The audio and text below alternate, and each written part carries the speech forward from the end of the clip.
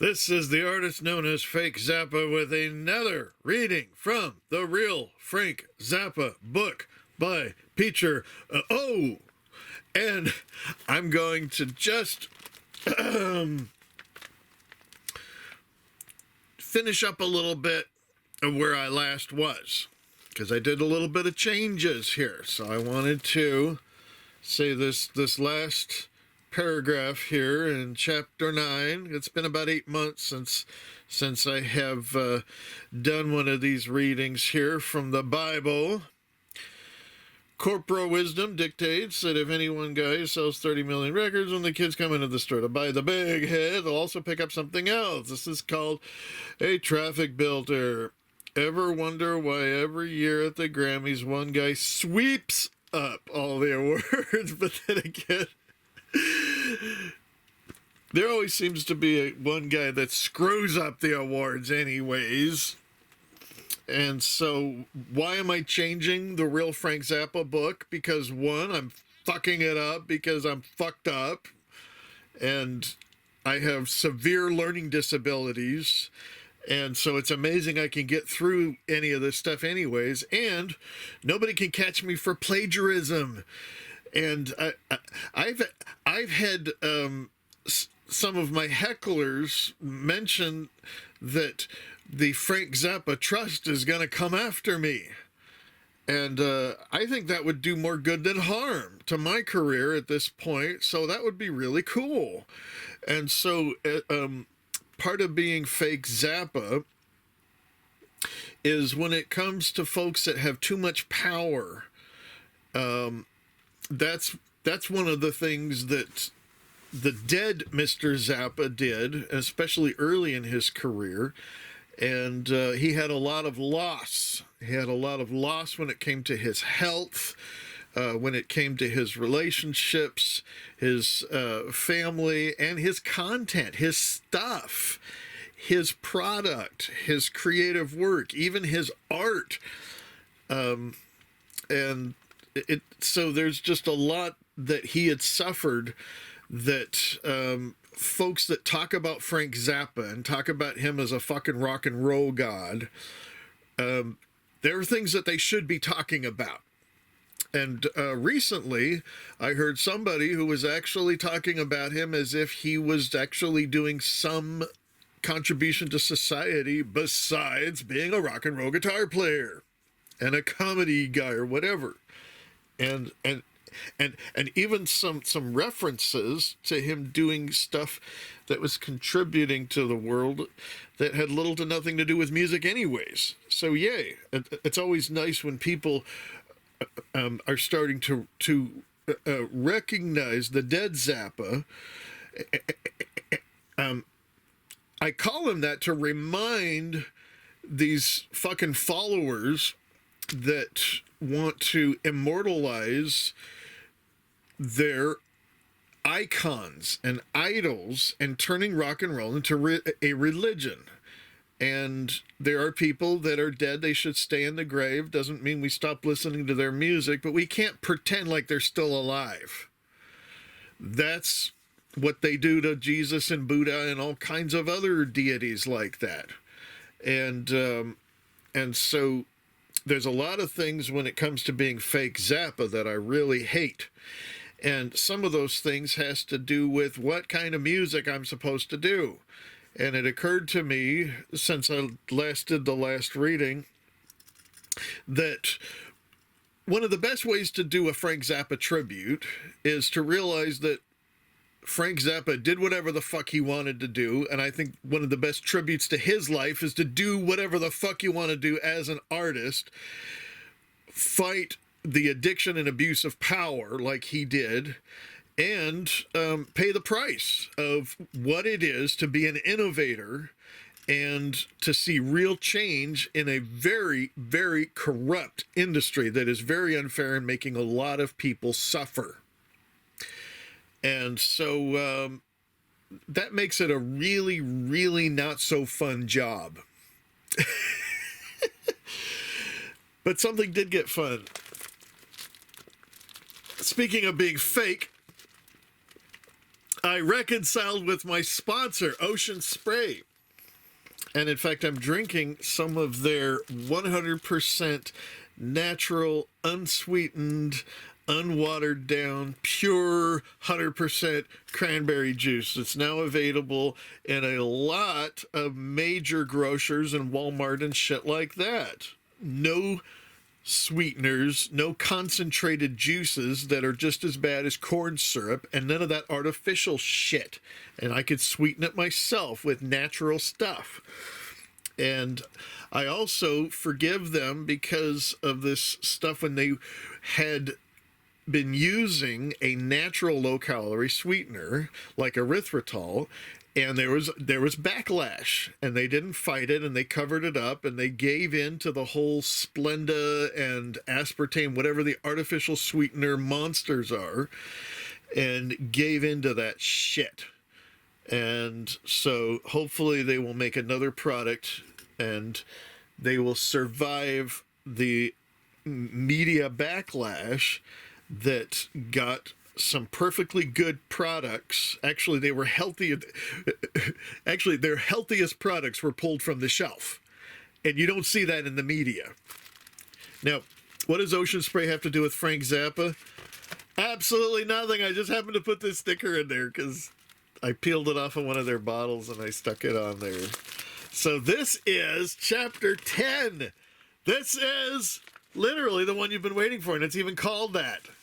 And it just so happens to be that I am uploading an anniversary version of a fake Zappa classic from 3 years ago, and it is a tribute album. And right now I'm halfway through this one file that is like 100 megabytes because it's an extended version of a song about a blues artist. And so anyways, being fake Zappa and making a tribute album, I thought it would be really funny to not do any Frank Zappa music and do, of course, Joni Mitchell. Yay. Who has a similar vibe to a lot of Zappa-ness.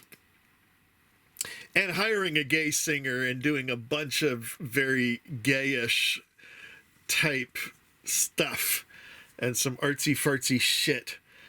And a little bit of classic blues singing stuck in there as well with some surprises. So yay. So anyways, I'm on such a slow internet connection. I'm hoping this thing doesn't poop out like it does sometimes. But I'm trying to do this on this very slow internet hotspot without my high-speed data that I use up in 3 days. Chapter 10, the one you've been waiting for, page 211, and we see here the illustration is the Book O'Toole here, and the fountain pen of the whatever, and more stuff about marketing. This is the chapter with the quote, road stories, unquote, in it, sanitized to protect the people who need protection and or from whom clearances would be difficult to obtain. Sometimes what goes in does not come out. Once upon a time, we had a road manager who used to work for the famous TV teen idol who decided to tour with a large backup band. And some of you know who this is. One of the dates was Dallas, Texas, home of the famous groupie person. The afternoon before the show, Mr. Road Manager received a phone call from FGP who said, how many guys in the band? There'll be girls for everyone after the show.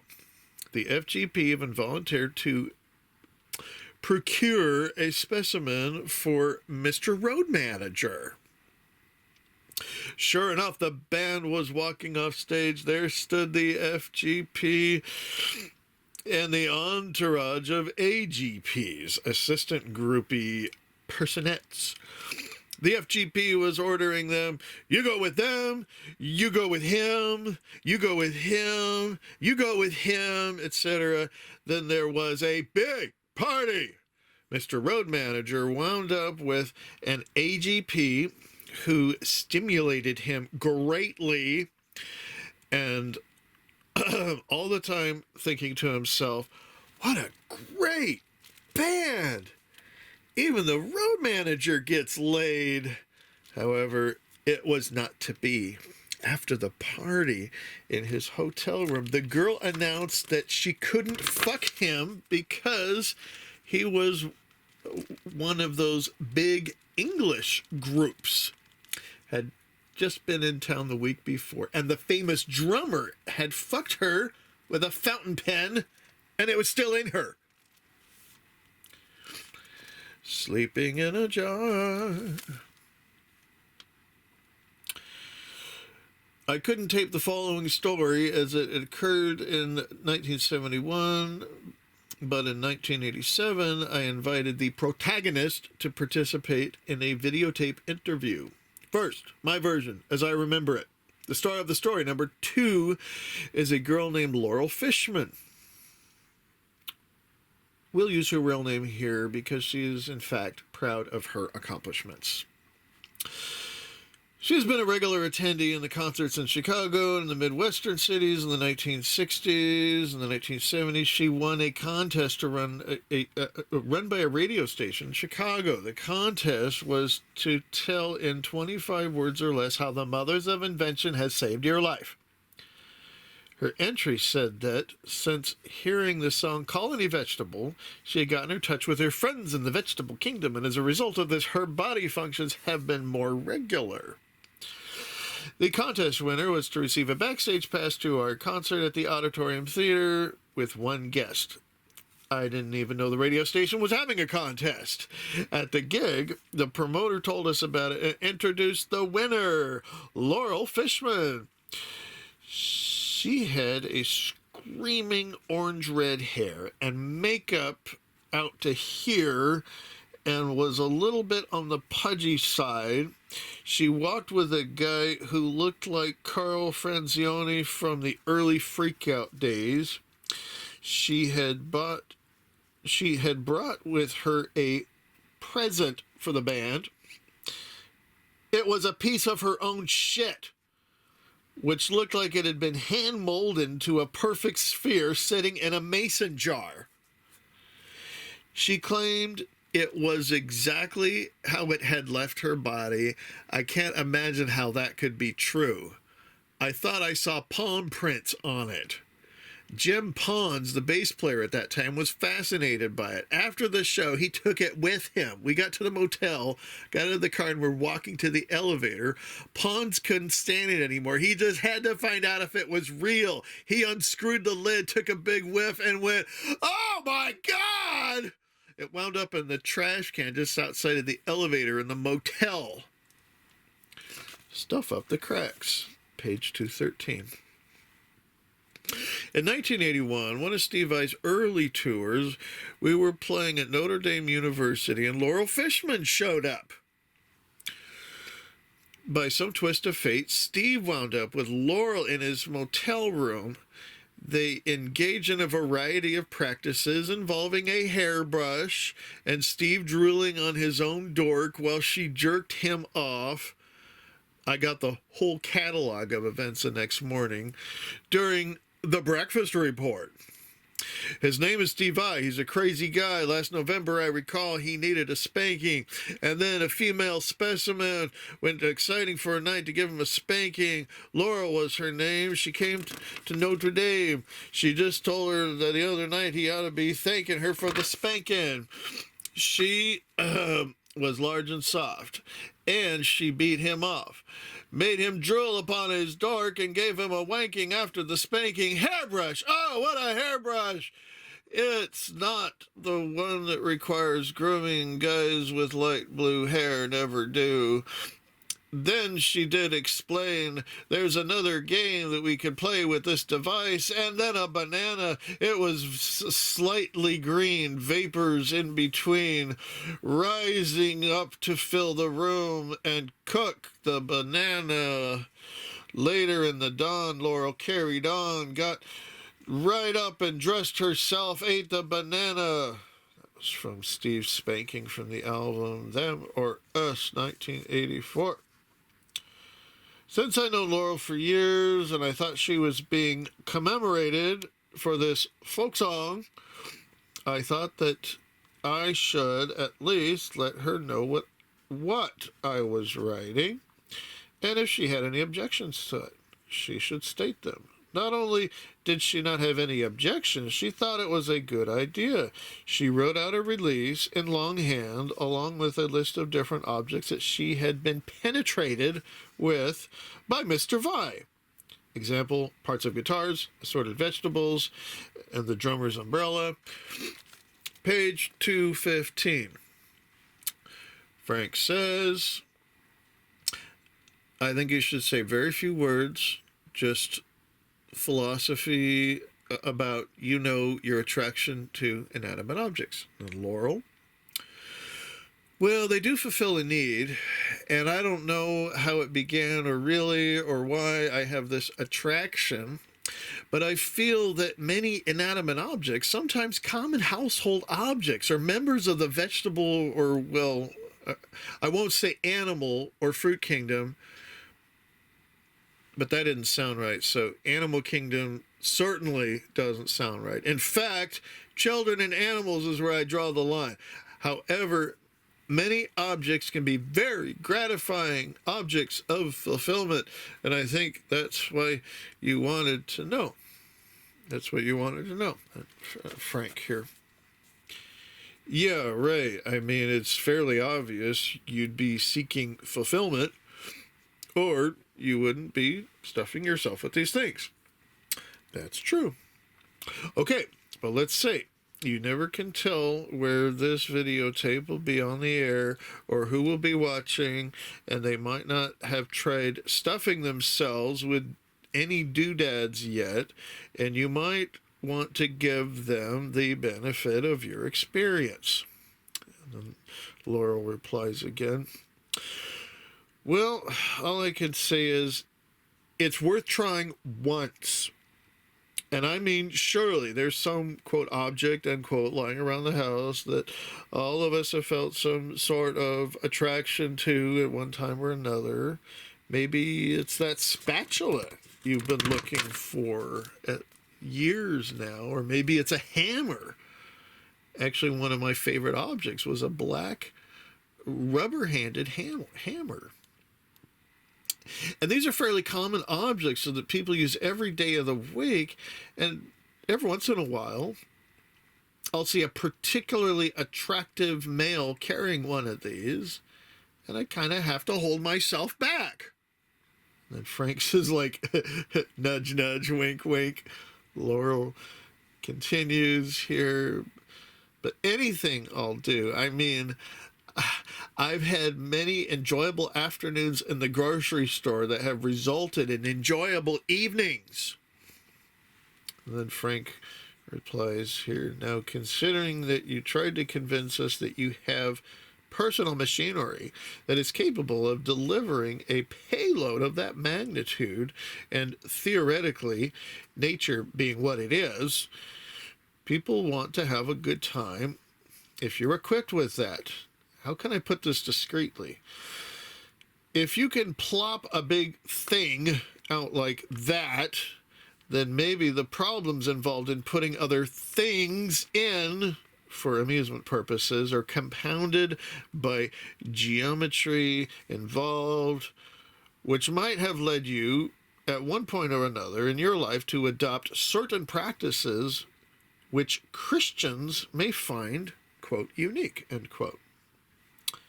Laurel finally replies, or anybody for that matter, the fabulous musician.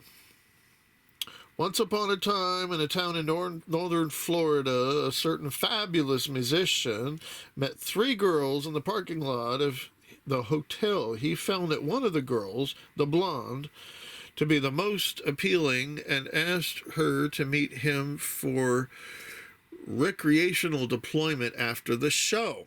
The band handled by a booking agency, and the agency representative happened to be staying at the same hotel. Somehow, between the sound check and the end of the show, the agent had clamped onto the girl that fabulous musician was interested in. The fabulous musician, being a student of human nature, was not disturbed by the usurpation of his beloved.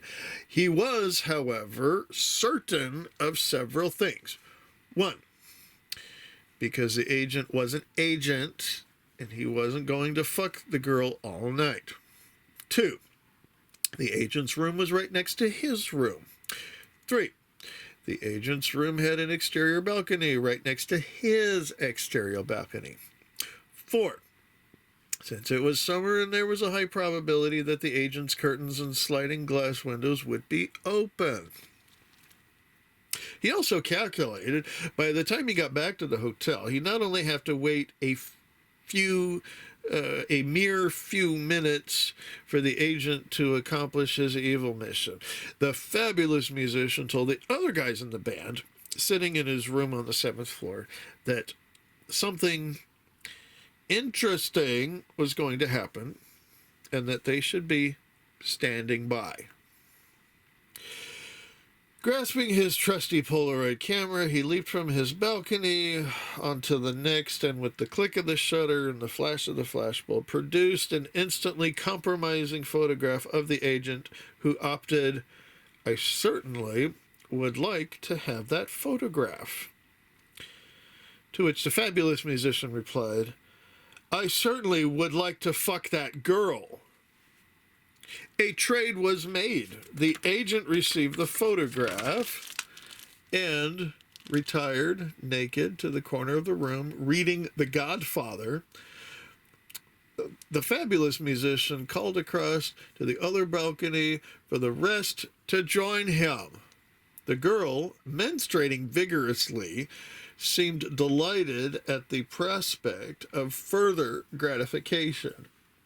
The band seated itself around the bed as if it were an operating theater and watched in amazement as the fabulous musician lifted a bottle of complimentary champagne from a nearby table, placed his thumb over the end, and shook it into a froth, finally plunging it into the crimson tunnel, releasing a torrent of purple stew.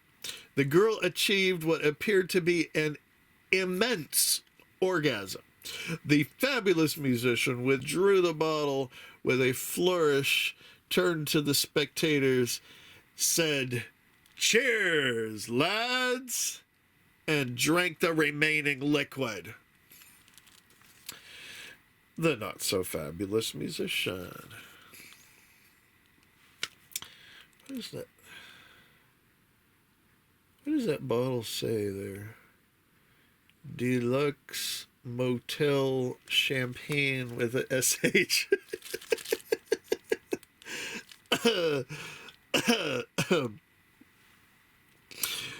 Page 218, The Not-So-Fabulous Musician.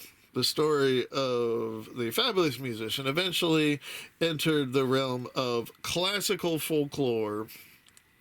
It is one of the road stories passed down band to band to band, and so it came to pass that another musician, a very cost-conscious musician with ungodly bad breath, heard the tale, was inspired by it, and set out to surpass it through the medium of his own personal magnetism. He scoured the countryside to find a maiden willing to tolerate the procedure, eventually finding a suitable somebody willing to utter the magic words, "Why not?" He took her to a small German hotel. At this point, he was confronted with a major economic decision, realizing the exuberant price of minibar champagne, yet fervently seeking his niche in history. He opted for the low road. "Forget the champagne," he said, taking a couple of Alka-Seltzer tablets out of his shaving kit, stuffing them up the girl, and pouring water in. The results were not the same. Plop, plop, fizz, fizz. Thank you for tolerating the beard. Please stay tuned for more of the real Frank Zappa book read by fake Zappa, coming to you somewhere south of North Dakota, south of South Carolina, and I think somewhere in South Carolina or something like that in January of 2022.